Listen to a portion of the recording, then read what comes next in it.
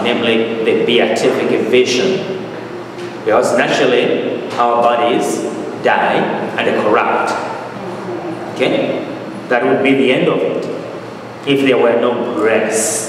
But because these bodies received the grace of justification, now they have the capacity to be in the presence of God. So though they rot in the grave and so on and so forth, at his own time, okay, and by his own doing, God will raise them and transform them. Why? Because he is God. Okay? He is able to create and recreate any way he wants, whenever he wants, because he is God. That's why it's very important, in these weeks, to connect very well what is going on in the book of Exodus. Right now we are reading in our liturgies from the book of Exodus. It's very, very significant. Those details, okay, especially the crossing of the Red Sea and so on, it's very, very significant, okay, to connect that the God who created has control over material creation, and he can use it any way he wants. If he says, the waters are going to become dry land, they do, because he is God. If he says the waters are going to become chaotic, they do, because he is God, and his word is powerful, is power and creative, powerful and creative. So that by the same token, if God says through those waters of baptism, the grace of the Holy Spirit is going to cleanse you from sin, they do. One can say, oh, how can? You remember Naaman, the Assyrian, who came to consult with a prophet, Elisha, in Israel. And Elisha told him to go down the Jordan and bathe 7 times. Looked at him and said, over there we have better waters than you do. How can you insult me that to be cured I need to wash in your waters? So he tore his garments and set on his journey back.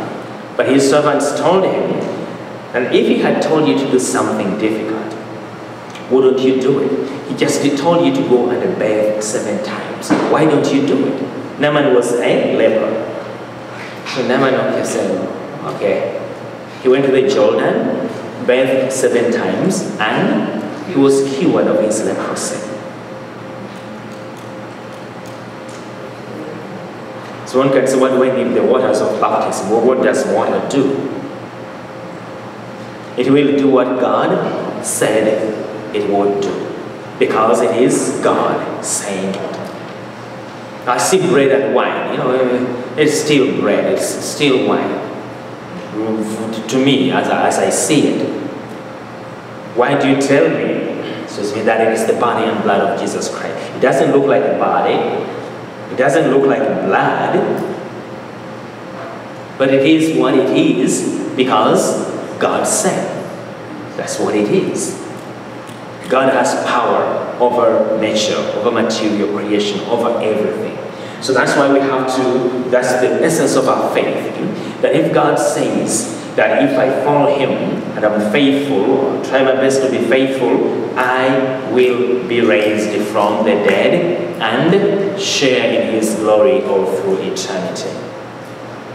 That's why grace is very important, because it's the beginning of the sharing in that glory, which will culminate when we see God face to face. But the process has begun.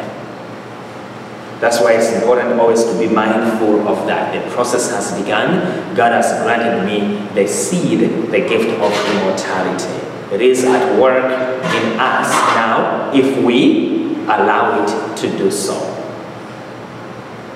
Okay? But if we allow the principle of death to work in us, it will do what it does.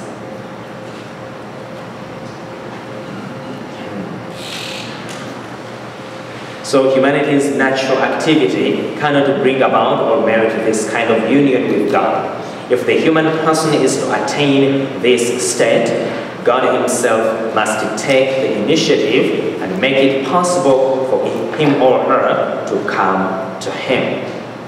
Okay? Justification. So merely natural means cannot attain a supernatural end. So basically that last sentence summarizes everything we have been looking at. Even if you forget everything, remember that one sentence, which says what? Merely natural means cannot attain a supernatural end. Merely natural means. Natural means must be assisted and elevated by grace in order to attain a supernatural end. That's basically what we've been looking at, okay, all through this section of special questions. Merely natural end means, okay, cannot attain a supernatural end. Okay, now let's take a break and then we'll go to justification, what it is.